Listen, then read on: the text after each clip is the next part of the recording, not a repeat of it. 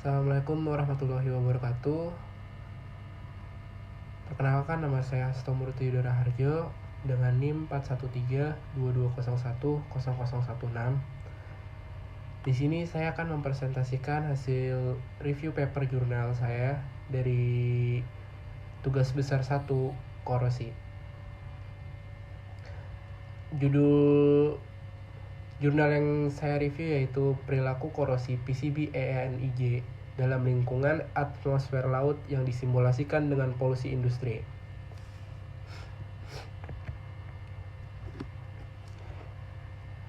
Jadi, abstrak dari jurnal ini yaitu adalah penelitian yang mempelajari perilaku korosi pada papan sirkuit cetak nikel berlapis emas tanpa listrik atau PCB ENIJ dalam lingkungan atmosfer laut yang disimulasikan menggunakan polusi industri. Pada tahap awal, korosi mikropori menjadi kerusakan utama pada PCB.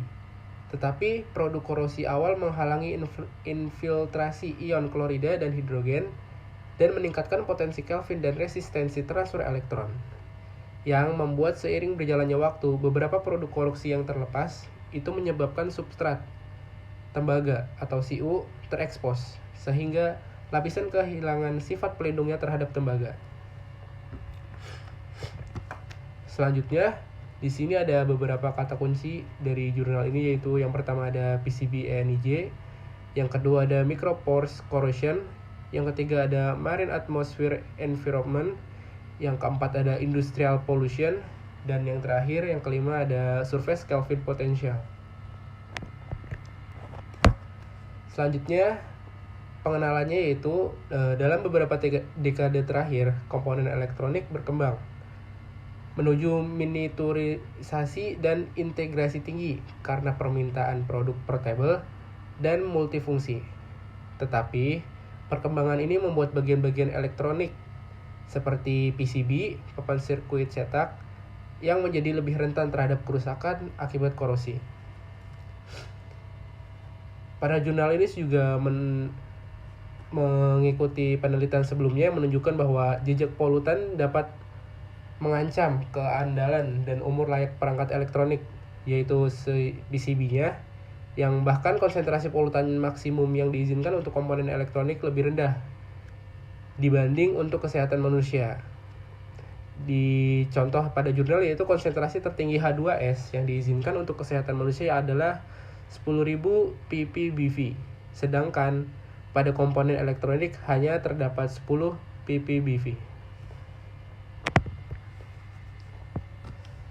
Selanjutnya, pengenalannya itu apa itu PCB ENIJ. Di sini saya akan menjelaskan maksud dari PCB ENIJ itu tuh. PCB ENIJ atau Electroless Nickel Immersion Gold adalah jenis pelapis permukaan pada papan sirkuit cetak printed circuit board atau PCB yang menggunakan dua lapisan logam, nikel tanpa listrik dan emas. Lapisan ini diterapkan untuk melindungi jejak tembaga pada PCB atau printed circuit board, memberikan permukaan yang lebih baik untuk soldering dan meningkatkan ketahanan terhadap korosi. Yang dimana kelebihan dari PCB ENIJ ini memiliki permukaan yang lebih mudah untuk disolder atau disambung dengan komponen lain dan lebih tahan terhadap korosi karena memiliki lapisan nikel dan juga emas. Oke, dalam paper ini, dalam jurnal ini merupakan pengujian penelitian atau eksperimen, yaitu sebuah PCB atau PCB ENIJ yang disemprotkan garam di dalam sebuah ruangan atau diletakkan di suatu tempat yang tertutup. Di sini penjelasannya mensimulasikan semprotan garam asam kepada PCB ENIJ untuk mensimulasikan lingkungan atmosfer laut yang tercemar, dan menggunakan mikroskop stereo dan mikroskop elektron pemindai lingkungan atau SEM dengan spektrum energi dispersif atau EDS digunakan untuk mengamati topografi korosi dan komposisi produk korosi, dan alat spektroskopi impedansi elektrokimia atau AIS, dan probe Kelvin pemindai atau SKP diterapkan untuk menganalisis mode dan mekanisme kerusakan korosi pada sampel PCB ENIJ ini. Dan pada penelitian ini diharapkan memberikan data pendukung dan panduan pemilihan PCB untuk digunakan di lingkungan atmosfer laut yang tercemar. Contohnya seperti di pinggir laut, di pantai, alat-alat elektronik yang digunakan, dan serta memperkaya teori korosi PCB ENIJ di lingkungan atmosfer.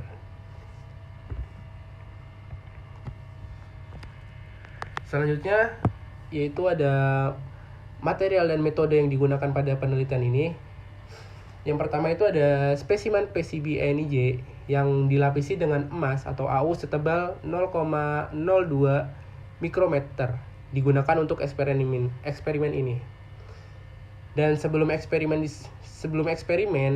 PCB disemprotkan garam asam dan dibersihkan secara ultrasonik dengan aseton dan air deionisasi selama 10 menit berturut-turut tanpa henti. Yang lalu dikeringkan dengan udara dingin dari pengering rambut atau hair dryer. Dan setelah praperlakuan, sampel PCB itu ditempatkan di dalam sebuah kotak buatan. Dan kemudian kotak ini dimasukkan ke dalam ruangan semprotan garam. Untuk eksperimen semprotan garam, suhu dijaga pada suhu 35 derajat Celcius dengan konsentrasi NaCl dalam ruangan adalah 5%. Dan SO2 yang terus-menerus dialirkan ke dalam ruangan. Setelah pemaparan selesai selama 16 jam, 24 jam, 48 jam, dan 96 jam, serta 168 jam secara berturut-turut, sampel PCB ENIJ ini diambil, dicuci dengan ringan menggunakan air deionisasi, lalu dikeringkan untuk analisis lebih lanjut.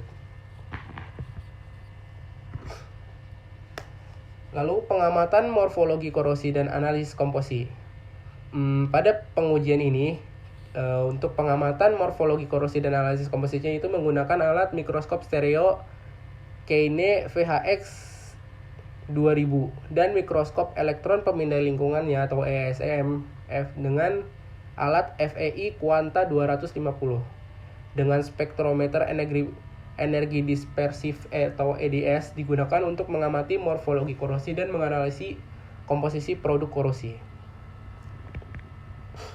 Berikut tampilan alat Kane VHX 2000-nya pada gambar saya tampilkan, dan juga berikut adalah gambar dari alat FEI Quanta 250. Dan selanjutnya melakukan pengukuran elektrokimia. Pengukuran elektrokimia atau AIS dilakukan pada sampel yang diambil menggunakan sistem 3 elektroda konvensional. Sebuah lembaran platinum digunakan sebagai elektroda pembanding dan elektroda kalomel jenuh digunakan sebagai elektroda referensi. Pengukuran AIS ini dilakukan pada potensial sirkuit terbuka dengan gangguan sebesar 10 MV dan rentan frekuensi pengukuran dari 100 kHz hingga 10 MHz. Dan semua pengukuran elektrokimia ini diulangi setidaknya 3 kali, yaitu melakukan 3 kali pengulangan lah. Dengan menggunakan perangkat lunak ZSIM Fin dengan versi 3.20 yang digunakan untuk percobaan data AIS. Dan yang selanjutnya itu ada tes potensial permukaan Kelvin. Potensial Kelvin permukaan dari permukaan sampel diukur menggunakan mikroskop dengan jarak kerja 10 mikrometer dan ukuran langkah 100 mikrometer. Semua eksperimen dilakukan di lingkungan dengan suhu ruangan, yaitu sekitar 28 sampai 34 derajat Celcius. Dan berikut hasil dan pembahasan dari pengujian pada jurnal ini. Yang pertama itu ada analisis morfologi spesimen. Di sini saya tampilkan gambar 1, yaitu berupa mikrograf optik PCB ENIJ setelah berbagai periode pemaparan dari yang belum dilakukan pengujian sampai yang dengan rentan waktu 16 jam. Dan pada bagian C yang di kanan atas itu dengan rentan 24 jam. Dan di bagian D di kiri bawah itu dengan rentan 48 jam. Dilanjut dengan sampingnya dengan rentan 96 jam. Dan yang terakhir kanan bawah itu dengan rentan 168 jam. Berikut saya jelaskan dari gambar ini. Gambar 1 yang menunjukkan mikrograf optik PCB ENIJ yang terpapar dalam ruangan semprotan garam selama berbagai periode. Yang sebelum eksperimen, permukaan PCB ENIJ ini terlihat halus pada gambar A. Dan setelah 16 jam di dalam ruangan semprotan garam, muncul sedikit lubang kecil di permukaan PCB. Pada gambar yang tengah atas 1B sudah mulai terdapat sedikit lubang-lubang kecil pada permukaan PCB yang menunjukkan bahwa korosi pitting akibat mikropori adalah bentuk kerusakan utama dalam lingkungan yang mengandung klorida dan SO2. Dan seiring berjalannya waktu, ukuran dan jumlah lubang tersebut meningkat. Dapat dibuktikan pada gambar C bagian C pada bagian kanan atas dan dilanjut di bagian D, E, dan F di bawah. Setelah 48 jam, produk korosi berwarna hijau mulai muncul di permukaan sampel dan terus bertambah seiring bertambahnya waktu pemaparan. Dan setelah 168 jam, produk korosi hijau hampir menutupi seluruh permukaan sampel. Dapat dilihat pada gambar F atau yang kanan bawah.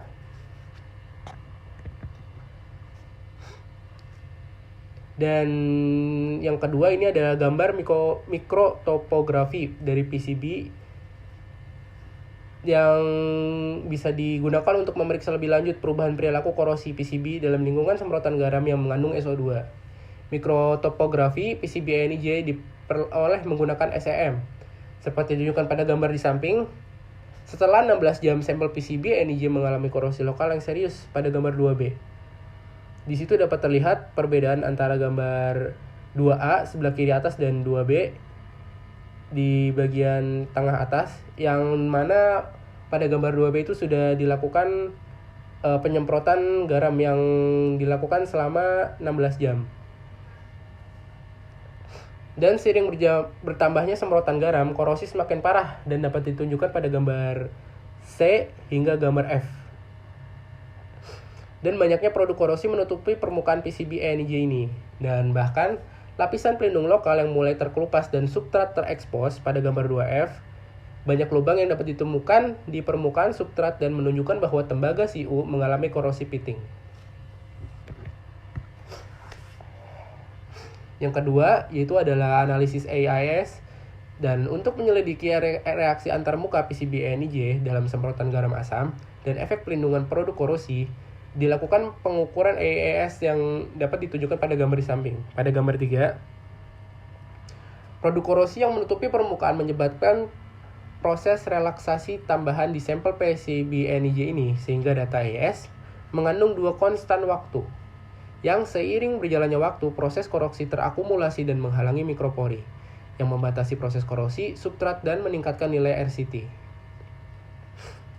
Namun, setelah 24 jam korosi serius terjadi dengan banyak retakan pada produk korosi. Setelah 96 jam, lapisan Ni terkelupas membuat substrat CuT bersentuhan langsung dengan elektrolit asam yang mengandung ion klorida, sehingga nilai RCT menurun tajam di tahap akhir eksperimen, yang dapat dilihat pada gambar 4 atau gambar kanan bawah.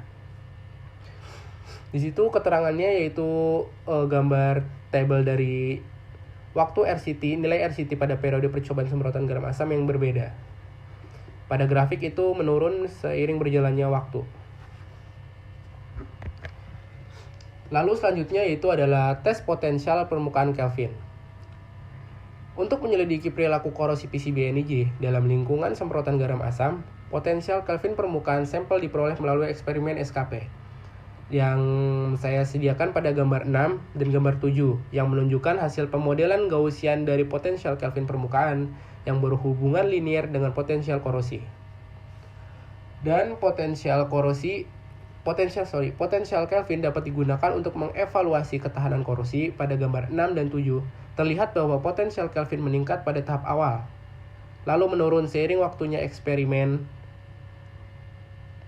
Dan gambar 6E pada gambar